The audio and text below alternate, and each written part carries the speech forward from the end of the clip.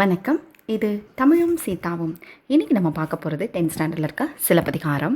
இதோட ஆசிரியர் யாருன்னு நம்மளுக்கு தெரியும். இளங்கோவடிகள். 3 காண்டம் 30 காதை உடையது.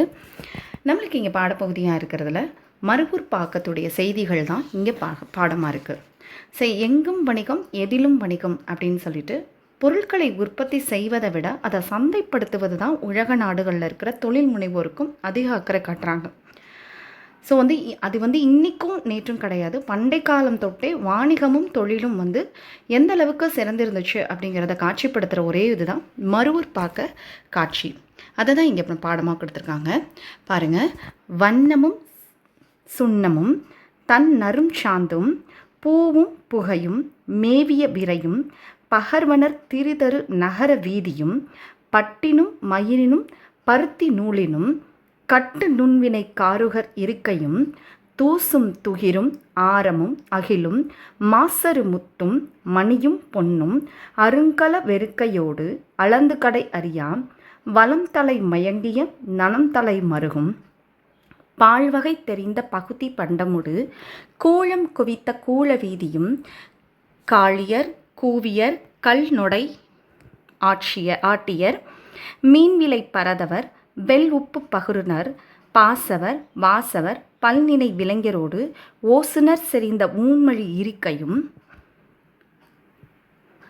கஞ்சக்காரரும் செம்பு செய்குனரும் மரம்கொள் தச்சரும் கருங்கை கொல்லரும் கண்ணுள் விலங்கரும் மண்ணீட்டாளரும் பொன் செய்கொள்ளரும் நன்கலம் தருணரும் துண்ணக்காரரும் தோளின் துண்ணரும் கிளியினும் கிடையினும் தொழிற்பழ பெருக்கி பழுதியில் செய்வினை பாழ்கெழுமாக்களும் குழலினும் யாழினும் குரல் முதல் ஏலும் வலுவின்றி இசைத்து வழித்திறம் காட்டும் அரும்பெறல் மரபின் பெரும்பான் இருக்கையும் சிறு குறும் கைவினை பிறர் வினையாளரோடு மறு இன்றி விளங்கும் மருவூர் பாக்கமும். இது புகார் காண்டத்தில் இந்திரவிழா ஊரெடுத்த காதை அப்படிங்கிறதுலேருந்து நம்மளுக்கு பாடமாக இருக்கிற பகுதி. இதில் பார்த்திங்கன்னா புகார் நகரத்தில் இருக்கிற மருவூர் பாக்கத்தில் இருக்க வணிக வீதிகளில் என்னென்னலாம் இருக்குது, அந்த வண்ணக்குழம்பு, சுண்ணப்பொடி, குளிர்ந்த மனம் சார்ந்து பூக்கள், நறுமண புகைப்பொருட்கள், அக்கில், இந்த மாதிரி மணப்பொருட்களை விற்பவர்கள் வணிகம் செய்து கொண்டிருக்கிறாங்க. இங்கே பட்டு முடி பருத்தி நூல் இதெல்லாம் கொண்டு அழகாக பின்னி அந்த கைத்தொழில் வல்லுநர்கள் நெசவாளர்கள் வாழக்கூடிய வீதிகள்லாம் அங்கே நிறைய இருக்குது. அதை தான் இந்த முதல்ல கொடுத்துருப்பாங்க பாருங்கள். வண்ணமும் சுண்ணமும் தன் நரும் சாந்தமும், அதாவது வண்ணக்குழம்பு, சுண்ணப்பொடி, இந்த மாதிரி கலர் பொடிகள்லாம் சரிங்களா, நிறைய நெசவாளர்கள் வாழக்கூடிய வீதிகள் அங்கே இருக்குது. அதான் கட்டு நுண்வினை காருகர் இருக்கையும் அப்படின்னு சொல்கிறாங்க சரிங்களா. அதேமாரி பார்த்திங்கன்னா தூசும் துகிரும், அதாவது பட்டு, துகிர்னா பவழம், சந்தனம், அகில், முத்து, மணி, பொன்னும் அளக்க முடியாத அளவுக்கு குவிஞ்சு கிடக்கான். ஸோ இந்த மாதிரி வளம் நிறைந்த அகன்ற வணிக வீதிகள் இங்கே இருக்குது. அந்த மருவூர் பாக்கத்தில் அந்த வணிக வீதிகளில் குவிஞ்சு கிடக்கிற விஷயங்களை தான் இங்கே நம்ம பார்க்குறோம். அது மட்டும் இல்லாமல் இந்த வீதிகளில் நிறைய பண்டங்கள் விற்பனை செய்யப்படுகிறது சரிங்களா. அந்த பண்டங்கள் விற்பனை செய்கிறது 8 வகை தானியங்களான நெல், வரகு, திணை, சாமை, இருங்கு, அதாவது சோளம்னு சொல்லுவாங்க. இந்த கேழ்வரகு, தோரை நெல், புல், இதெல்லாம் அந்த 8 வகையான தானியங்கள் குறிக்கும். இது கண்டிப்பாக இந்த 8 வகையான தானியங்களை நீங்கள் பார்த்து வச்சுக்கோங்க. கொஷின் மார்க்கில் கேட்கலாம், 2 மார்க் கொஷின்லையும் கேட்கலாம், இல்லைன்னா இன்டீரியர் மார்க்ஸ்லேயே கேட்கலாம் சரிங்களா. இது மாதிரி கூலக்கடை தெருகள் இருக்கும். ஸோ இந்த பண்டங்கள் விற்கக்கூடிய தெருக்களுக்கு பேர் கூலக்கடை அப்படின்னு சொல்கிறாங்க சரிங்களா. ஸோ அதை இந்த இடத்துல நம்ம பார்த்துக்கணும். அதேமாரி மருவூர் பாக்க தெருக்களில் பார்த்திங்கன்னா பிட்டு வணிகம் செய்யப்படுது. இந்த காளியர் கூவியர் கண்ணுடை ஆட்டியர்லாம் இருக்காங்க இல்லையா, இதெல்லாம் சொல்கிறது. பிட்டு வணிகம் செய்பவர்களுக்கு, அப்பம் சுடுபவர்களுக்கும், விற்கக்கூடிய வளைச்சியர்களும், மீன் விற்கக்கூடிய பரதவர்களும் அந்த தெருவில் இருக்காங்க. நிறைய பார்த்திங்கன்னா வெண்மையான உப்பு விற்கும் உமணர்கள், அதாவது உப்பு விற்கிறவங்கள உமணர்கள் அப்படின்னு சொல்லுவாங்க. வெற்றிலை விற்பவர்களும், ஏலம் முதலான நறுமணப் பொருட்கள் விற்கிறவங்களும், நிறைய பல வகையான இறைச்சிகள் விற்பவர்களும், எண்ணெய் வணிகர்களும் வணிகம் செய்கிட்டு இருக்காங்க அந்த வீதியில். அந்த தெருக்களில் பல்வகையான பொருட்கள் விற்கின்ற கடைகளும் அங்கே இருக்குது. இதை எப்படி டிப்ஸில் பார்க்குறது, 1 மார்க்கில் பார்க்குறது அப்படிங்கிறதையும் நான் உங்களுக்கு சொல்லித்தரேன். அதாவது இந்த பாசவர் அப்படின்னா வெற்றிலை விற்கிறவங்க, வெற்றிலை போட்டால் அந்த பாசம் இருக்கும் இல்லையா, அந்த மாதிரி சின்ன சின்ன ஹிண்ட் மாதிரி நீங்கள் ஞாபகம் வச்சுக்கோங்க. ஒவ்வொரு இடத்துலையும் பார்க்கும் பொழுது நம்மளுக்கு அந்த 2 மார்க் கொஷினில் கேட்கலாம். வாசவர், பல்நிலை விலங்கியர்கள், ஓசுனர் அப்படிங்கிறப்ப அதெல்லாம் 1 மார்க் கொஷின்ஸில் நம்மளுக்கு நிறைய கேட்குறதுக்கு வாய்ப்புகள் இருக்குது. அதை நான் பின்னாடி சொல்லித்தரேன். அதுக்கடுத்து பார்த்திங்கன்னா வெண்கலம் விற்கக்கூடிய அந்த செப்பு பாத்திரங்கள் இருக்கு இல்லைங்களா, அது செய்யக்கூடிய அந்த மரத்தச்சர்கள், பாத்திரங்கள் செய்வங்க, மரத்தச்சர்கள், இரும்பு கொல்லர்கள், ஓவியர், மண்பொம்மை செய்பவங்க, சிற்பிகள், பொற்கொல்லர், ரத்தின வேலை செய்பவர்கள், தையக்காரர், தொல்பொருள் தைப்பவர்கள், துணி அந்த கட்டைகள் பொம்மைகள்லாம் வச்சு செய்ப்பாங்க இல்லையா, இந்த மாதிரி நிறைய பழுதின்றி நிறைய கைத்தொழில்கள் நிறையக்கூடிய இடம் தான் இந்த மருவூர் காட்சி. அதான் குழலிலும் ஞாழிலும் குரல் துத்தம் கைக்கிளை உலை இலி விலரி தாரம் எனும் 7 வகையான இசைகள், அதான் சரி க ம பத அப்படிங்கிற நீ அப்படிங்கிற 7 ஸ்வரங்களை குறிக்கும். இந்த துத்தம் கைக்கிளி அதோட முதல் எழுத்து பார்த்தீங்கன்னா தெரியும். ஸோ இந்த மாதிரி இருக்க நிறைய இசை சிறந்த திறமையை காட்டக்கூடிய பெரும் பாணர்கள் இருப்பிடங்களும் அங்கே தான் இருக்கும், பாட்டு பாடுறவங்களையும். இவர்களுடைய மருவூர் பக்கத்தில் இருக்க தெருக்களில் இருக்க சிறு சிறு கைத்தொழில்கள் செய்பவர்களும் பிறருக்கு ஏவல் செய்வோர் வாழும் இடங்களும் உள்ளன. இவை அனைத்துமே பார்த்தீங்கன்னா குற்றமின்றி சிறப்பு வரக்கூடிய பறந்து கிடைக்கக்கூடிய இடம் தான் இந்த மருவூர் பார்க்கக்கூடிய காட்சிகள் அப்படின்னு சொல்கிறாங்க. இதில் வந்து நம்மளுக்கு வந்து நிறைய பார்த்தீங்க அப்படின்னா காருகர் அப்படின்னா நெய் விற்பவர்கள் அப்படின்னு சொல்லுவாங்க. இதை எப்படி நம்ம ஞாபகம் வச்சுக்கிறது அப்படின்னு பார்த்தீங்கன்னா, காரில் போய் நெய் விற்கிறாங்க அப்படின்னு ஞாபகம் வச்சுக்கோங்க, சரிங்களா. அதே மாதிரி வந்து காளியர் பிட்டு விற்பவர்களுக்கு பேர், அதாவது காளியர் அப்படிங்கிறப்ப பிட்டு காலி ஆயிடுச்சு அப்படின்னு ஞாபகம் வச்சுக்கோங்க. அப்பம் விற்கிறவங்களுக்கு வந்து கூவியர் அப்படின்னு சொல்லுவாங்க, அப்பத்தை கூவி கூவி விற்கிறாங்க அப்படின்னு ஞாபகம் வச்சுக்கோங்க. அதேமாரி வெற்றிலை விற்பவர்களுக்கு வந்து பாசவர் அப்படின்னு சொல்லுவாங்க, வெற்றிலை விற்கும் போது ரொம்ப பாசக்காரங்களாக இருப்பாங்க அப்படின்னு ஞாபகம் வச்சுக்கோங்க. ஸோ நறுமண பொருள் விற்பவர்களை வாசவர் அப்படின்னு சொல்லுவாங்க, ஏன்னா வாசம் அதிகமாக இருக்கும் இல்லையா, அதனால். அதேமாதிரி பல்வகையான புலால் இறைச்சி விற்பவர்களை வந்து பல்நின விலைஞர் அப்படின்னு சொல்கிறாங்க, சரிங்களா. அதான் கறிகளை விற்பவங்க. அதேமாதிரி எண்ணெய் விற்பவங்களை பார்த்தீங்கன்னா ஓசுனர்னு சொல்கிறாங்க, எண்ணெயை ஓசியில் வாங்கிட்டு போக முடியாது அப்படின்னு ஞாபகம் வச்சுக்கோங்க, சரிங்களா. கண்ணுள் வினைஞர் அப்படின்னா ஓவியர் அவங்கள குறிக்கும். மண்ணீட்டாளர் அப்படின்னா அந்த சிற்பிகளை குறிக்கக்கூடியது.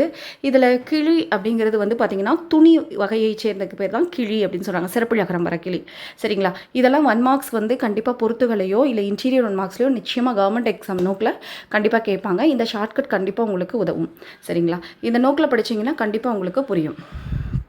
அதுக்கடுத்து இந்த காவிரி பூம்பட்டத்தில் கண்ணகியும் கோவலனும் வந்து திருவரங்கம் மற்றும் உறையூர் வழியாக தான் அந்த கடும்பாலூர் அப்படிங்கிற இடத்தை அடைஞ்சாங்க அப்படிங்கிறது நம்மளுக்கு இங்கே 1 மார்க் கொஷனில் நம்மளுக்கு ரொம்ப முக்கியமானது ஒன்றா இருக்குது, அதை பார்த்து வச்சுக்கோங்க, சரிங்களா.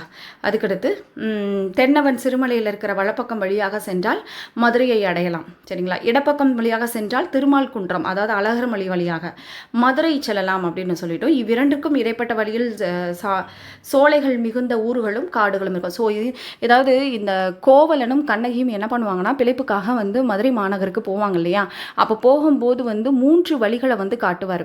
அந்த 3 வழிகளையும் தான் இந்த 3 திசைகளும் காட்டுவாங்க இல்லையா, அதை தான் இங்கே அழகாக நம்மளுக்கு காமிச்சிருக்காங்க. ஒன்று அழகர் மலை, திருமால் குன்றம், இன்னொன்று வந்து ஊர்கள் நிறைந்த பகுதின்னு சொல்லி இந்த 3 வழி உள்ளது, சரிங்களா. அதான் அந்த 3 சிறப்புகளுமே நிறைய இருக்கும். 3 உண்மைகள், 3 வழி, 3 மன்னர்களை பற்றி சொல்ல செய்தி, இது மாதிரி நிறைய விஷயங்கள் இந்த 3 அப்படிங்கிறதுக்கு சிலப்பதிகாரத்தில் நிறைய செய்திகள் சொல்லப்பட்டிருக்கும், சரிங்களா. ஸோ இப்போ வழியாக சென்றால் 3 வழிகளும் சந்திக்கும் மதுரை பெருவழியை அடைந்து மதுரைக்கு செல்லலாம். அப்போ கோவலனும் கண்ணகியும் கவுந்தடிகள் இடைப்பட்ட வழியாக அழைத்து வருகிறார். அந்த என்ன பண்ணுறாருன்னா யார் அவங்கள கூட்டிகிட்டு வருது அப்படின்னு 1 மார்க் கொஸ்டினில் கேட்கலாம். இந்த கோவலனும் கண்ணகியும் கூட்டிகிட்டு வருது கவுந்தியடிகள் தான், சரிங்களா. அப்போ இந்த இடைப்பட்ட வழியில் தான் இவங்க வராங்க. ஸோ அந்த 3 வழியில் இவங்க வந்த வழி எந்த வழினா இடைப்பட்ட வழி, அதான் நம்மளுக்கு கொஸ்டினில் பார்க்குற வேண்டியது, சரிங்களா. சோலைகள் நிறைந்த பகுதியில் தான் இவங்க வர்றாங்க. ஸோ மதுரையில் கணவனை இழந்த கண்ணகி வந்து மதுரையிலிருந்து வைகையில் தென்கரை வழியாக நெடுவேல் குன்றம் அதாவது சுருளிமலை, நல்லா பார்த்துக்கோங்க, சுருளிமலை அப்படிங்கிற வேங்கை காணல் என்னும் இடத்தில் தான் அடையிறான், அதாவது இறந்ததுக்கு அப்புறம் போகிற இடம், சரிங்களா. இதெல்லாம் 1 மார்க் கொஸ்டினில் கண்டிப்பாக எதிர்பார்க்கலாம். ஸோ அதை நீங்கள் பார்த்து வச்சுக்கோங்க. இதை வந்து சிலப்பதிகாரத்தை வந்து உரையிடை இட்ட பாட்டுடை செய்யுள் அப்படின்னு சொல்லுவாங்க. வாய்க்காலில் பாயக்கூடிய நீர் வந்து வயலுக்கு திருப்பி விடுவது மடை, சரிங்களா. உரை என்னும் பேசும், அதாவது உரை என்பது வந்து பேசும் மொழியின் ஓட்டம், இதனை செய்யுளாகவே வயலில் பாய்ச்சுவது உரைப்பாட்டு மடை அப்படின்னு இருக்கு பேர். இதுக்கு 2 மார்க் கொஸ்டினில் 10 ஸ்டூடெண்ட்டாக இருந்தீங்கன்னா 2 மார்க் கொஸ்டின்ஸில் கூட கேட்கலாம், உரைப்பாட்டு மடை என்றால் என்ன அப்படின்னு சொல்லிட்டு எக்ஸ்ட்ரா கொஸ்டின்ஸில். ஸோ இந்த உரைப்பாட்டு மடை அப்படிங்கிறது சிலப்பதிகாரத்தில் வரக்கூடிய ஒரு தமிழ் நடை தான். இது உரைநடை பாங்கில் அமர்ந்திருக்கும் பாட்டு, எனவே இது சிலப்பதிகாரத்தில் உரையிடை இட்ட பாட்டுடை செய்யுள் அப்படின்னு சொல்லிட்டு இதை சொல்கிறாங்க, சரிங்களா. நம்மளுக்கு தெரியும் 50 காப்பியங்களில் நூலில் ஒன்று தான் அந்த சிலப்பதிகாரம் அப்படிங்கிறது. இது முத்தமிழ் காப்பியம் அப்படின்னு சொல்கிறோம்.